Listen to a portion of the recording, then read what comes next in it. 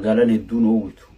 Nuti garuu magaalaa oowwiturraa hajaa hin qabnu. Si galee saba kana oowwa keessaa baasurraa hajaa qabna jechuudha.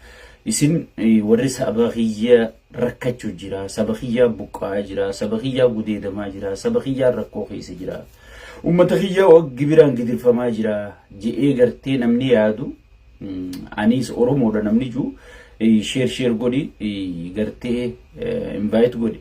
Amma kan rakkisaa jiru adda bilisummaa faaxeetii fi gartee adda bilisummaa khiishaatu wal qabee jira jechuudha. Kunis faaxeen bilisoomsa jaa maallaqa faaxeetiin bilisoomsa jaa kunis gartee irraa hin nyaadha jaa kanaan wal qabe magaalaa sheexaanota kana takka gaariitti gartee wanti qabdu.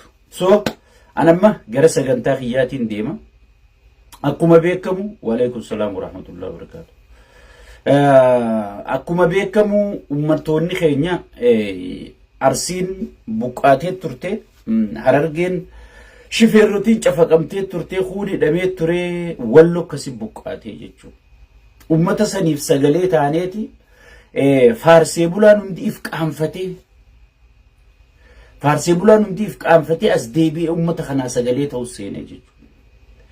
Kana dubbiin gartee sheekotii manzaraa dhuftee sagalee ummata keenya ukkaamsitee jechuudha. Maaliif ajandaan kan mootummaarraa qophaa'e kun si galee. Ajandaan amma dhufee gartee ummata iddoo darbamee gartee ummata shoora keessaa jiru kun ajandaa mootummaarraa qophaa'e jechuudha. Jaalattee jibbitee si galee. Duraan Oromoon duru afaan tokko dubbachuu eegalte faarsee bulaan if qaanfatee gartee ummataa sagalee ta'uu eegale. Si galee.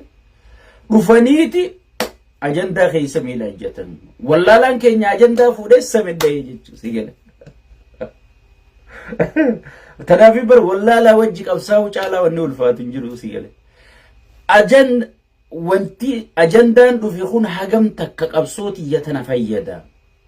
Hagam takka qabsooti iyya kana fuulduratti tarkaanfachiisa. Hagam takka memma nama Arsii buqqeejuu warteeti. Eega ka Abdii Raggaasaa maallaqa hateejuu.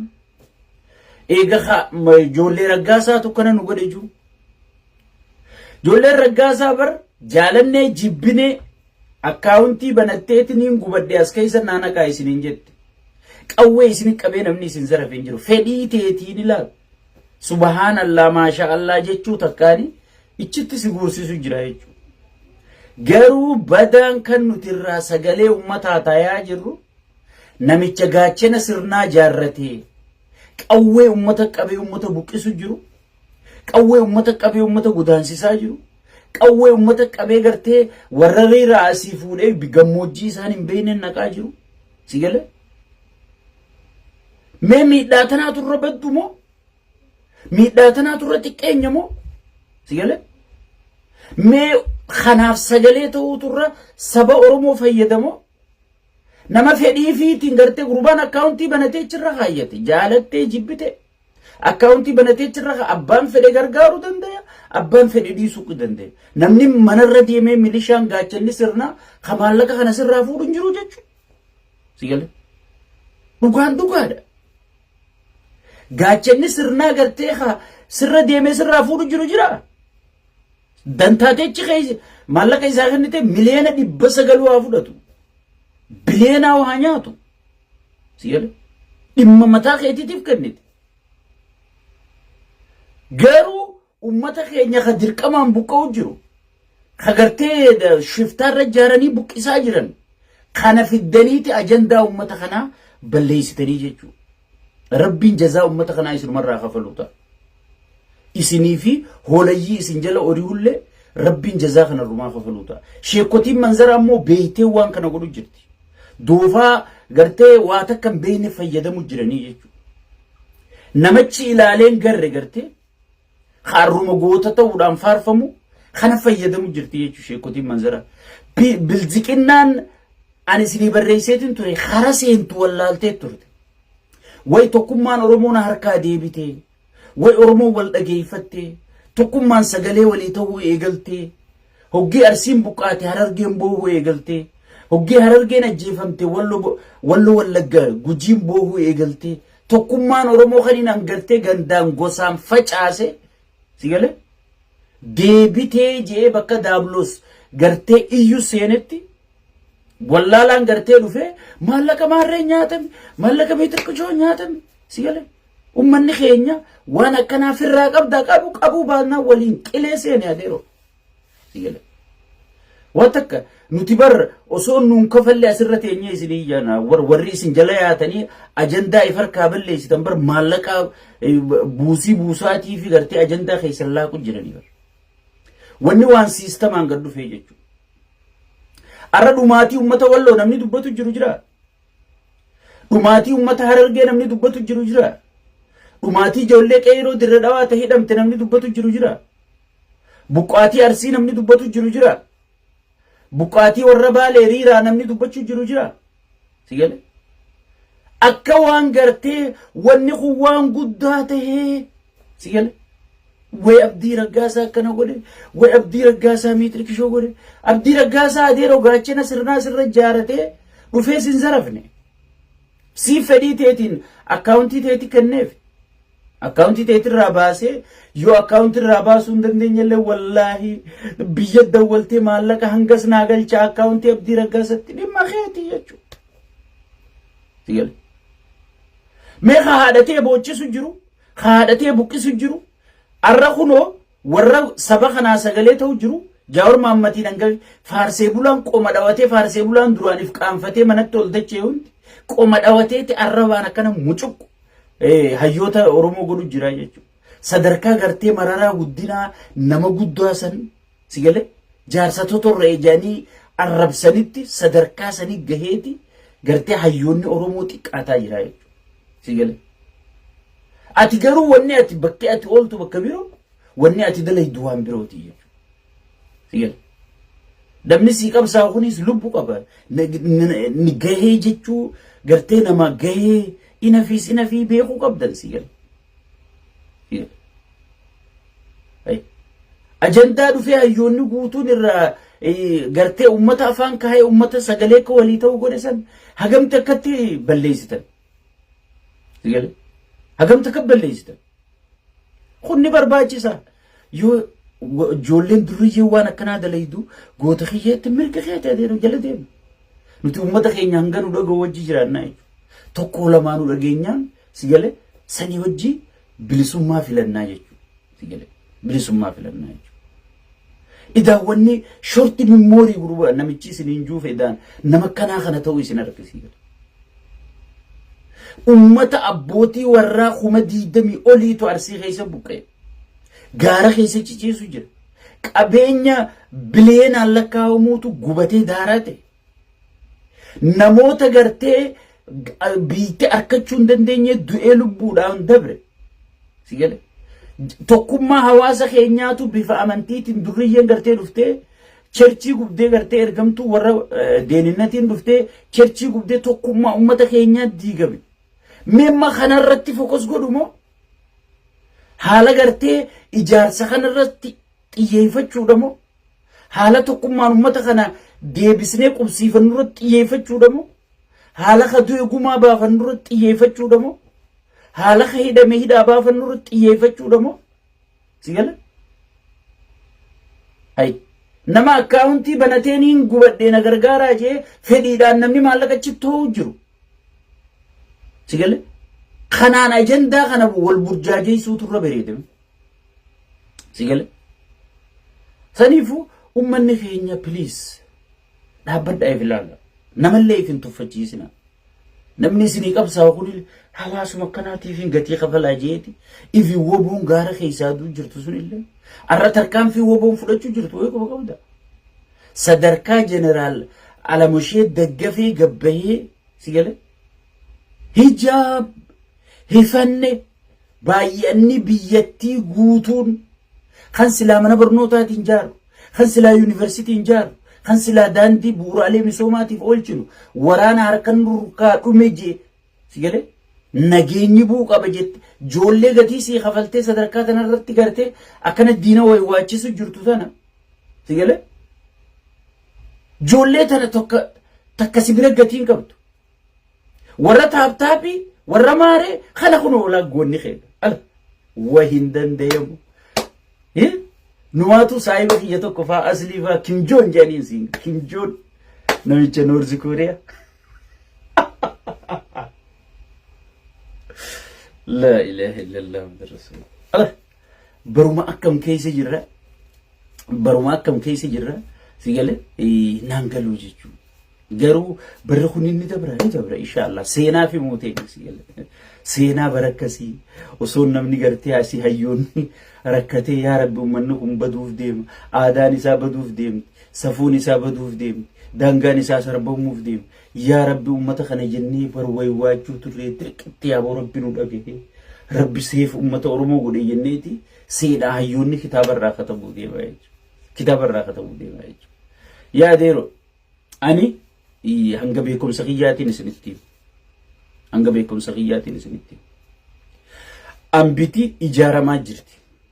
Ka wal diigaa jiru, ka wal xiqqeessaa jiru, hayyoonni dafagaachaa jiru, hayyoonni gartee wal iddutti ajaa dabalaa jiru, hayyoota Oromoo qofa. Beektota Oromoo qofa. Qabaattota Oromoo qofa. Ambiti gartee qaallicha kanaa wajji dalaguu fi ka muka jirullee wal quba qabdi. Ka diyaaspoorallee guutuu wal quba qaba. Ka cherchillee wal quba qaba. Ka masgiidallee wal quba qaba. Isinuma ka cherchii wal quban qabu. Ka masgiidaa wal quban qabu. Hojiin teessa walirra bobbahu, wal xiqqeessu, wal gabboosudha jechuudha. Garaa wal madeessu sigale tokkummaan kee daranuu akka zeeroo deebitu firratti hojjechuudha jechuudha. Sigale heddumminni nama miidhaan Oromoo irratti hin argee. Sigale Tigreen irra diina keenya jaalannee jibbinuus gartee bakka isaan jabina qabaniif fakkeenya irraa fudhachuu qabna jechuudha. Osoo biyya alaatiif Ameerikaa fi hundi ibsa rabbaasaniiti barboon nuti hawaasa guddaa kana Ameerikaa dhiisiiti Keeniyaanuu ibsan duratti hin baafne bar Ameerikaan ibsa sirra baasuu jechuun ciminaa bar osoon ibsa rabbaasanii ciniinnatanii gartee daangaa sababii sigale ummata fi qabuqeef Gabratsiyoon baraarra osoo Abiyyi wajji walii galee akka fedhetti gartee Tigraay tana bashannanee eenyu ol jiraachuu danda'a bar sigale abadan osoon daangaan Tigraay sarbamee jiru osoon daangaan Tigraay qabamee jiru abadan bilziqinnaa wajji waliin galu jeetti deema. Ati arra gartee gurraa dhaamolee kenniteeti muyyaalee kennitee cinaasan kennitee sigale olii tanaan karrayyuu kennitee Amaaraaf sigale asirraa afaan bantaa jechuun akka waan gartee qabsaa'an si malee hin jirre akka waan beekan si malee hin jirre sigale mee laali mee nama biroo laali ati if laali mee dhaabbadhuuti ati if laali mee jara keenya eessa jirra maali jirra maal godhu jirra jaati mee gabbu'aati if laala yaa jara keenya sigale Oromoo amma ifiifuu gandaan adda facaaftanii TikTok kanarratti sigale kaan muka walii guursiftanii kaan gartee kana Oromoo dirqiidhaan amma gartee walitti dhiibu jirru tana sigalte amma fiddanii dubbii sheekotii manzara asidduu naytanii jechuudha. Marti sheekotii manzara guutuun Abdii Raggaasaa qofaa miti. Guutuun isi namni guyyaa dheeraa shamarran Oromoo kana hin boochifne. Kun maallaqa irraa nyaachuun kun onnee isii gartee siin jaaladha jechuudhaan zarafuudhaan baramma sheeticha isin profaayila godhattanii way goota keenya jettanii hoggii inni laal waa himu akkatti imimmaan buuftan kadhalaa Oromoo anjaartiin qabu jee kan ilmaan meeqa qabu janaajjanee boodarra ilmaan san jalaa isaanummaan ammaas intala sanitti erganii dhalaan dalagaa dhiiftee gadhiiftee biyya Arabarraa galaa jirti barmaraatte sheekotii kasii jira bar tun hundi nu bira dhufti nuti beenaa gowwa geeffadha jennaan nuti nama ajandaa kanaa oofuu miti nama ajandaa kanaa gartee hawaasa keessa naqee hawaasa wal jibbisiisuu miti dantaatee jaalatte dantaatee birrii keenyaachifte dantaakee ajandaan arra isin waliin fixxan kun nama afur bira dhaqe sigale nama afur bira dhaqe nuti beeymagan nuti masa'aatii gartee nama fedhiidhaan maallaqa akkaawuntii nama naqe irraa haasoo nu irra hin jirru beeymagan nurraa deemaa janiini firraa oofanii jechuudha. Nama asirraa waa dubbatu kana hunda ajandaan bira dhufa. Sigale namni garuu tokkummaa sabafii filata. Ajandaa sabafii santutti qaaliidha. ajandaa saba fi kana jijjiiruu irratti abadan zirziriin hin jirtu nuti nu bira. Warra akkasiin nu dhufee shee abalu kana kunoo shee abalu kana na godhe gaafa isa jaalattu wayin uummadeette gaafa isa nyaachiftu kunoola. Warri ajandaa kana jaalatu khara bira arabaa kana jira jenne khayroo fi qatar kana qajeelchine sigale. Isin amma haareetti bakka sigale. Akka waan ajandaan kun biyyuma takka guutuu cabee malee bakka. Ogii iccitiin sheekhaa takka gabbaate nama iccitii kana Kim Jong keenya wayima biyyuma cabee malee sigale hin jettu jechuudha. Adeero saba sagalee walii ta'uu kanarratti nama meeqaan lafee akka namni tokkummaan sabni sagalee walii ta'uu godhu. Sigale qaanfadhaa ish qaanfadhaa. Waan hinaaffaadha wanti asirratti fiddee ajandaa isinii gootu. Maaliif maallaqa Abdii Raggaasaa harkate sana hin harkanneefi sheekotiin manzaraa akkana godhaa jirti jechuudha. Akkana godhaa jirti. San gubbarraan ammaasiis kanummaan ajandaa kana informeeshina baasu kunu ifiifuu nyaatee jira. Ifiifuu warra wal nyaatee jechuudha. Amma san gubbarraan warra deeninnatiiti warra gartee mootummaaf hojjetu hoggii mootummaan muddame. Hoggii Oromoo tokkummaan Oromoo mootummaa muddamsiifte. Waan akkanaa tana gaffidanii jechuudha. Ajandaa qoshaasha kushiinaa keessaa sigale. Ajandaa biyyaati moo ajandaa kushiinaatu irra faddi? Sigale.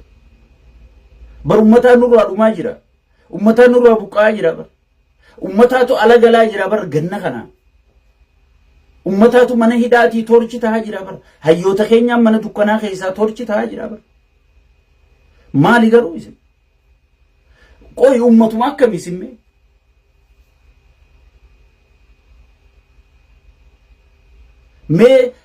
Mee isiniin kun hawaasuma akkamimme naa himame? Wahuma gartan fuutanii laayikiin heddummaannan kaatanii. Sigal. Amma ajandaan ummata nama hanganaan ala. Ajandaan ummata gatiin qabu booda ajandaa Abdii Raggaasaati moo ajandaa obboleessa Abdii Raggaasaa barbaadachuu ta'a sigal. Bakka laayikiin itti hedduu. Anarraarra isiniin hin jennee bara.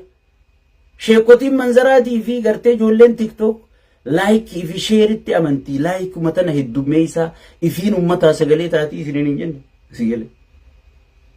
Akka keenyaa kanam tokko laayikii godhuus miliyoonni takka laayikii godhuus wanni nurraa jijjiiramaan jirtu sigalee nuti. Wanni nuu idaamaan jirtu wanni nurraa irrataan jirtu. Wanni guddaan pooyintiin sagaleen ummata keenyaa kun namni lamalleen dhagaheedha. Sigale. Adeeru qaanfadhaa. Qaanfadhaa. Ummata kanuma qilleensi oofuun ta'inaa. Dheengadda duula anis arsiidha juu jalatti ummata kana walitti deebifnee hagam takka miidiyaan kun sossoo'ee ummanni sun sagalee harkate. Sagaleen sun har'a ni jirti. Meelaali. Sagaleen sun har'a ni jirti. Sagalee san qabannee osoo itti fufnee irra faayidaa qabamoo Abdii Raggaasaa irratti osoo bobbaanee irra faayidaa qaba. Saniifuu ummanni keenya waan itti jirtan tana gartee mee dhaabbadhaati iflaala kun gartee xiqqeenya guddaa keessa jirra. Xiqqeenya guddaa keessa jirra jechuudha. So amma iccitii hedduu gayyaa'u jirtu tana ummata bileenaan saamamaa jiru kana agartee kara jaawariinis bahaa jiru kana namni irraa quba qabu hin jiru. Saboo jaawararra maal poosti godhe yoo jetteen irraa quban qaban siya. Irraa quban qaban. Amma maal ta'u jira hayyoonni keenya nama rafe dhungatu ta'u jira. Kunis ni jijjiirama yes ni jijjiirama. Waan kanarraa ifeega. Itti aansuudhaan injifannoon waboodha. Oltee bultee gartee sirnichaa gatii kafalchiisuuf gartee kara qormaata guddatti osoo tuffatanii osoo adda diina jedhanii osoo harka kennisiifne jedhanii osoo gartee tokkoon galan jedhaniiti gartee arra sadarkaa raayyoonni ittisaa jeneraalonni gabbahee inaf juurra dhuftee jirti kun gartee waan akkanaan dhufeen wareegama qaalii kafalaniiti gartee bu'anii caphanii waan kana fidanii gartee warroottan qaalichi sirritti Oromoo irratti dalagee keessattuu bakka bu'aa isaa gartee damee gullallee bilziqinnaa akka gaariitti irra dalagee ture jechuudha. Maaliif jarri kun qolola sabboonummaa uffateeti aabaa'oon isaanii aabaa'oo fakkaatanii si wajji qabsaawanii amata meeqa gaara turanii uummanni ni amanaa jechuudha. Si galee garuu jalaan bitamanii jiranii jechuudha. Bitamanii jiranii gartee kana uummata izeemaan caffee Oromiyaa seenee ifii filmaataan zeeroo bahee kana qabateeti gartee woboo tana diiguu barbaadee jechuudha. Gandaan firaan maaliin gartee woboo diiguu barbaadee himmijoineef jechuudha. Karoorri Daawit Ibsaatii fi karoorri Abiy Ahmad bakka hin geenye jechuudha. Kana maaltu bakka gahuu dhoorke tokkummaa fi cimina hawaasni keenya qabu wal dhageettii hawaasni keenya qabu jechuudha. Kun kajabeeffamuu qabu. Irrinni keenya garuu jabina keenya dhiifneeti gartee waan jabina keenya faayidaan qabne gargaarsa nuun taane jala urihuun kun xiqqoo amala waan nutti ta'eef waan kanarraa xiqqoo ka if gabaabsinu gartee kabajaan isin gaafannaa jechuudha. Itti aansuudhaan mooraa PP Jaawar Mahammad wal shakkisiisee jira. Moora eenyuutu informeeshina kennaa jira. Namni kun as taa'ee biiroo keessaa informeeshina guuraa hin jiru. Ifii biiroo keessan dalagu seektara fedherraa yoo informeeshina barbaade sakandi bira dhaqaa gartee eenyuutu nama kanaaf informeeshina kennaa jira janiiti PP'n kaleessa gamgamaa guddarra ooltee jechuudha. Diinni kee kanatti hayyoota irra mari'achuu jira. Ati immoo asii harroota keetii wajji raasarraa iyyaa ooltaa jechuudha. Saniifuu mari'achuu jiranii gartee wanni guddaan amma namoonni gariin siyaasaan Jaawar koftee way dubbiin Jaawar faayidaa dhabdee maarroo min tirkishoo jaasii galee Jaawar duraanis uummata Oromootiif sagalee ta'a. Tokkummaa saba kanaattiis wanni inni godhuu turees gaafassanuma.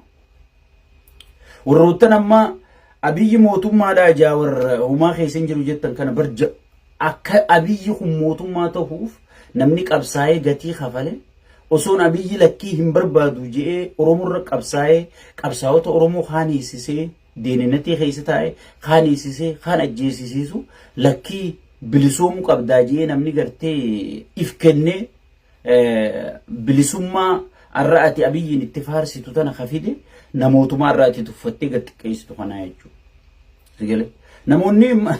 Namni siyaasaa amma siyaasaan kararraa deemtu beeka. Bakka itti deemtu beeka. Dhuma Abiyyiitis ni beeka. Ji'oopolitikii kana hunda addunyaan maalirra jirti?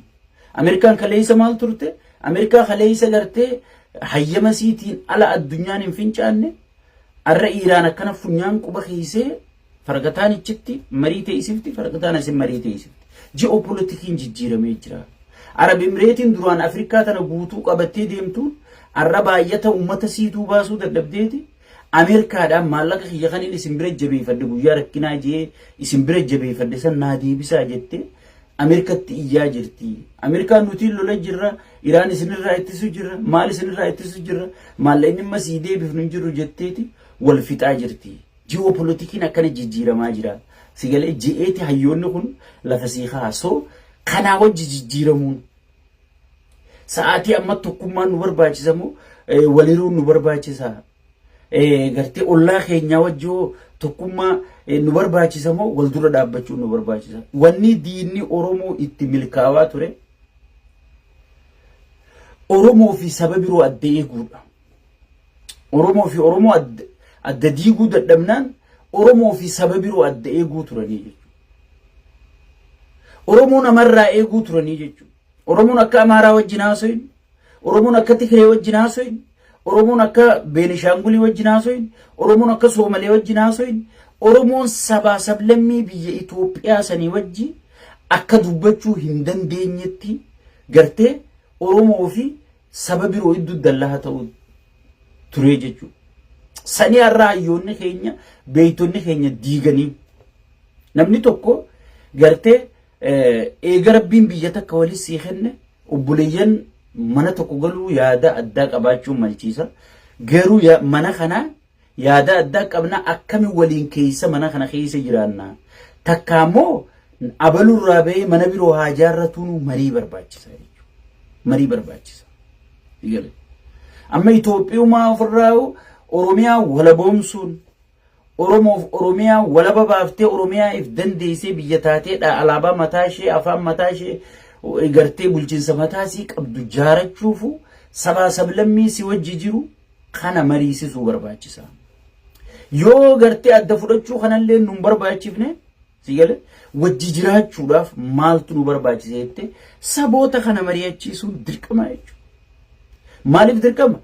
Yoo ati kana mari'achiisuu baatte Oromuma qofa jechaa oolte diinni kee kagartee faayidaa aangoo isaa tursiifachuu barbaadu maal godha?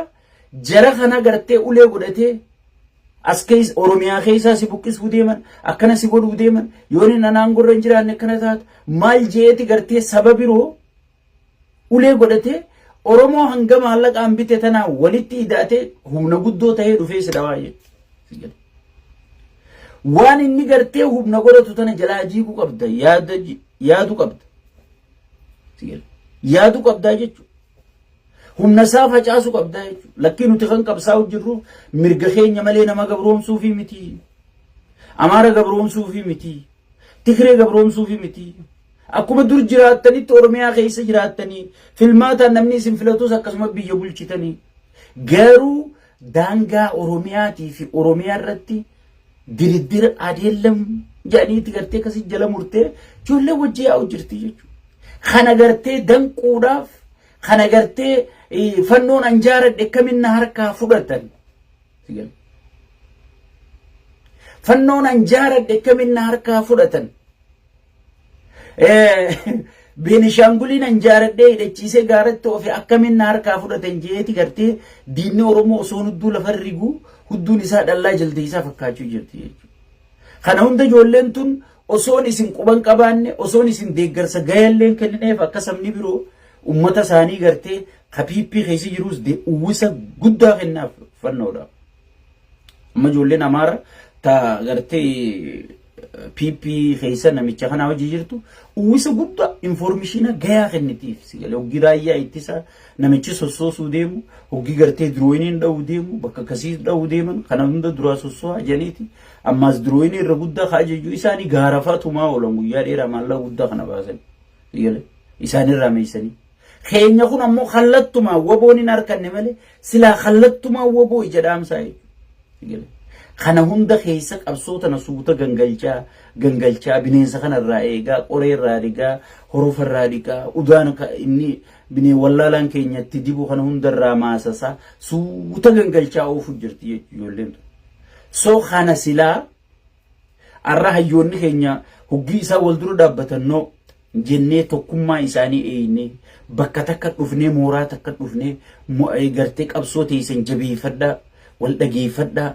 Sigal ego keessa moohadhaa sigal irra guddaa hayyoota keenyaatis wanni miidhe ego isaanii moohachuu hin dandeenye. Ego isaanii injifachuu qaban sigal namni tokko wayii bahuudhaaf ego isaa injifachuu qaba. Osoo beektuu akka naman beekne ta'uu qabda. Osoo beektuu akka naman osoo gartuu akka naman garree ta'uu qabda. Sigal wayii bahuudhaaf saba keetillee wayii baasuudhaaf sigal. Nama wajji mari'achuu garaan kee hunda si gubatu dirqama sabaatiif teessee wajji mari'achuu qabda.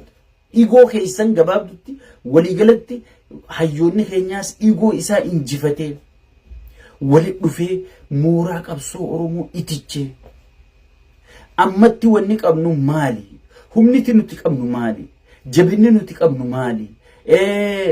Dadhabinni nuti qabnu maali? Jee if gamaagamee gattaa'ee sigalee. Humna qabu san jabeessee humni inni qabu wabuudha. Ummata isaati. Tokkummaa isaati. Sigale. Tokkummaa gartee diinni seenee aangoo isaa dheereeffachuuf gartee shawaa wallagga maarree jee gartee amma dubbii san iyyinee dhaabsifne malee dubbiin baharootii fi dubbiin gartee badhoo dachaas hagam takka oowwiti harkitanii haga dubbiin battee urgee isaatii fi dubbiin Haacaaluu hundee isaa hangas takka oowwine jechuudha. Maaliif ifiif godhan waan ifiin godhin tane ni oowwisanii jechuudha. Daranuu saba kan adda baasu jedhanii gartee warra saba keessa taa'ee qolola sabboonummaa uffate kan ati firraa eeyiddu akka gaariitti halkanii guyyaa boqonnaa dhabdeef irraa eeguu qabdu nama si keessa taa'u irra badaa nama kasi keessa jiru ka qolola sabboonummaa uffate amma Yusuf ilma jaarsaa kan jaan kun qaallichi gartee Daawit Ibsaatii fi Abiyyi idduu deemu kun mooraa Suudaan keessaa akka Abiyyi mucaa mileenjuu kana fudhatee guddifatetti Daawit Ibsaa fuudhee guddifate jechuudha. Namni kun Daawit malee waa takka hin beeku jechuudha. Amma deeninnatii sadarkaa olaanaa federaalaa fi Oromiyaa hunda isaa sossoosaa jechuudha. Angaafaan biyyan na simatanii harkan nama kana ijjetiyaanii waajjira pirezidaantitti harkee jechuudha. Nama gosa addaa bineensa gartee fuula isaatu yoo ichi ilaalte si sodaachisa. Kanaa jechuudha. Ati immoo gaafa nuti biyyaa gallu san osoon Daawitichi keessa deeninnatii hojii dalagu jiruuti asii goota kiyyeettee isa baaddattee mana kaayyettee bira teessaa jechuudha. Qabsoon Oromoo tana wanni itti wal dhabde. Amma warri kaabaa kun maaliin nu caalan? Leencoo wanti Geetaachoo Raddaatii fi Gabratsiyoon naa qabadhu dubbiin hanjuutan Geetaachoo Raddaatii fi Gabratsiyoon waliin dhabne. Tigraay baraarraa baasketii takka keessatti kan namichi akka dursanitti kan huncafa inni wallolu qabnaa akka hattuun gartee tuun hoggii boskii wallooytu tuun kiisa seenti. Hoggii fuudhee harkee keessi jalaa ceeyaa kunii ka'ee jala ceeyaa bakkatti idda fudhatanii waliin dhaqanii jechuudha. Dalagaaf wallolti malee beekii wal dhabdee wallolti hin jirtu hattuun sun. Akkasii wallolan Gabratsiyoonii fi Geetaachoo Raddaa. Hiccitiin takka tan Geetaachoo Raddaa Abiyyi fiden jiru. Sila Abiyyi information harkate Geetaachoo Raddaa jechuun nama gartee bakka meeshaan warra Tigraay jiru takka beeku. Akka gartee sheeyni quraana isaa beekutti harfii quraana isaa beekutti ajjata beeka bakkatti gartee Tigreen waa awwaalatte. Sila osoo information kenneefi takka dirooyiniidhaan dhaqee barbadeessisuu danda'a. Takka nimni takka. Amma deengadda bakka hin taane information kennaniitiin gaara keessatumaa oole qawwee tokkos namicha tokko haloontiisu qofa jeesiyanii dirooyiniin guyyaa dheeraa gaara tumsiisaa oolanii. Maaliif namichi doofaadha humaan beeku siigale. Jarri ifiif guddise sirri beeka. Dadhabina isaatii fi wiiknesii isatti fayyadamu jiran sirritti. Dadhabinni isaa maal nama isa faarsu kana amana siigale. Goota kiyya waya bichuu kiyyaati jennaaniin inni ganaa manaa usii dhiisee deema siigale. Faaruu hangana sirraa argamu. Jarri maal godhe? Gartee ati Maqaleedhaa na arrabsi ati Finfinnees na arrabsi jedhanii walii galanii adda bahanii. Keenya immoo tanan qabu. Keenya eegadda ba'e dhugumaan walirra dalaga. Siigale. Amma Daawit Ibsaa kaafaa oo gartee isa amantee isattiif kennitee bakka wajji dalayna jettee kaafaa oo isattiif kennite baqqalaa arii jedhaniin jaarsaan baqqalaa ni ariisisan jaawar baasii jedhaniin jaawar ni baasise kaafaa umaa'uu diigamuu ifarkanii mararaan eeguma walakkaa tana ga'e hay Daawit akkam na godhu jira jee dubbii hoteela ulilli an dubbii gaafa hoteela ulilli san viidiyoon waraabe namni yaadattan waan hin anjene yaadattan guututti waan hin jettakkan irraa fadhu waan waggaa kunan dura jelle sigal namni waan kana oofu jiru Daawit Ibsaati malee mararaa guddina irraa quban qabuun je samaaluma soo habbuta jeniitu waan qowantii tan biseetu maan ubsasigal arra deemtee dubbiin sun kun hojaa wargabbaasee da ich mararaa guddina ichitti if arke sigal ichitti if arke Daawit maal godhu jirta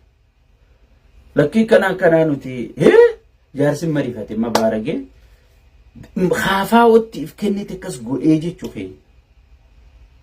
keenya maasoggii wallolee sirrumatti daba jarrimma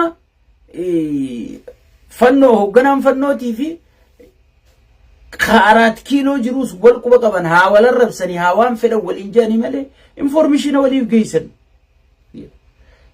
Waan kana uummanni keenya barachuu qaba. Hayyoonni keenya keessattuu ka biljiqannaa keessa jirtus ka biljiqannaa ala jirtus diinummaadhaan ija diinummaati wallaaloo zoon hin taane kan ati wal dhabdee yaada malee kan ati qabdu Oromoo fi Oromiyaa tahuu hin dagatini. Amma Gabratsiyoonii fi Geetaachoo Raddaa kan nuti qabnu Tigraay kan nuti qabnu diinni keenya sirnammaa aangorra jiru kana sigale sirni kun akka gaafa duraa san bakka takkatti baasketii tokko keessatti hilleenu cafaqisan akka akkas hin taane yoo atichiisi kuchiise anaa dhufee Finfinnee Tigraay qabata still sumaa jira sigale yoo ati jabaattee an dhufee sigale jarri wal mari'atee adda bahee wal mari'atee adda bahee dandeettiin isaan qaban kana dandeettii tanan qabne nuti sigale amma fakkeenyaaf sanyii Nagaasaatii fi Marroo Dirriba jaallan waliin gartee corroqa dhugee fincaan dhugee gartee gaara kana keessa waliin deemu ture. Amma garuu lachuu isaaniitu yoo wal harka wal bobeessanii jechuudha. Ambiti kasii miti. Hoogganaan fannootii yoo gale jarri gaaraatii sirratti hin oololu. Already inni galeeti ifiifuu keessa seenee information fidaa'e. Caasaa qaburraan information fidaa'e. So ummanni hayyoonni keenya keessattuu ego teessan gartee anaa beekaa na qofaa kana dhiiftanii gartee walitti dhuftanii wajji gatteessanii akkuma amma Jaawar Mahammad wallaalaa fi wallaaltuu hunda walitti qabee ati Oromoodha biyyatti sun si laallatti na qofa laallattu beekaa qofa laallattu wallaalaas ni laallatti maraataas ni laallatti miskiinaas ni laallatti qabaataas ni laallatti hoottu jee gartee hulaa diskeeshinii banee akkasitti gartee namaa wajji haasa'u san si galee isinis gartee akka akkasitti gartee hayyoonni keenya guutuun dhaabbileen siyaasaa Oromoon qabdu guutuun akka gartee hulaa diskeeshinaa san bantanii wal mari'attanii ilaaf ilaameedhaan wajji haasa'utan kabajaan isin gaafannaa jechuudha. San gubbarraan hawaasni keenya waan takka waan dhufe hunda jalan ceenaa xiqqoo hawaasa dammaqaa ta'a. Wanni dhufe takka hundi yeroodhaaf ajandaan Facebookaatii fi ajandaan TikTokii fi aduun takka aduunis hoggii orraa kana si guddi hurkaa kana hunda namni akka sheekaa kamaluu qabu kun hundi koofiyaaf irraa fuudha yeroo xiqqoo booda kutte gubaatiin sun dubbiin TikTokii fi Facebookiitis akkasi. Hoggii dhuftu tana si gubdee waan ganaan kunne fakkaatee si jalaa goota keenya siin jedhanii ilaalu hoggii atirraa hasuite hafuura darbaa akkatti waygoonni dhufe gaa jedhanii ilaalu wanta jedhan yoo borummaa fi iftaan guyya lama boodatti deebi'ee garte uummanni ni hifata garuu guyyaan tokkichaan ati goote sun waa hedduu balleessaa jechuudha. Guyya tokkichaa faarfamtu sanii fi ajandaa namni si jalaa qabu laaltee gartee waan guddoo hawaasni waliin qabu tana eeggachuun baay'ee barbaachisaa jechuudha. Amma dubbiin karaa biroo tarkaanfachuu teessi. Karaa tarkaanfachuu teessi, karaa gandummaa tarkaanfachuu teessi. Yoo jabaate namni yoo dubbiin itti jabaate ganda jala dhaqa. Dhaaphaa dheengadda dhaaphaa jenne dhaaphaa ni gayaa. Jajjaboodha isin akka gaariin nama saaxiltanii ni gayaa saaxiltanii dhaaphaa osoo haqaan guddoon udaan fiddii jette Oromoo. Nama yoo irra deddeebitee tuttuqaa oolte namni kunis karatti bakkatti dahatee firraa si dhorkuu barbaada dubbiin amma karaa biroo jijjiiramuu teessi. Warri itti dhiyaatan warri waan kana keessa beekan ni gahaa jaa ajandaa uummata keenya ka hidhameef ka buqqa'ee ka du'e gartee kan duraan sagalee taanee fi iyyaa fi jirru kana kan waliin itti booyaa jirru kanarratti haa deebinu. Mariin TikTokis tajawweetis yeroo gabaabaa keessatti iddoo sanatti itti fufti gartee sabaa sablammii hunda yaamnee mari'achiisuu yaana TikTokiin gaa waan gaariif akka oolchuu dandayan sigale isin garsiisuudhaaf hojii jalqabnee itti fufuuf yaana isinillee if qopheessaa nagaan naa jiraadhaa hanganuma sheer walii godha wal kabajaa wal jaaladhaa wal dhageeffadhaa. Wabo amma humniti qabnu waboodha wabo jabeessaan jedha nagaa jiraadha.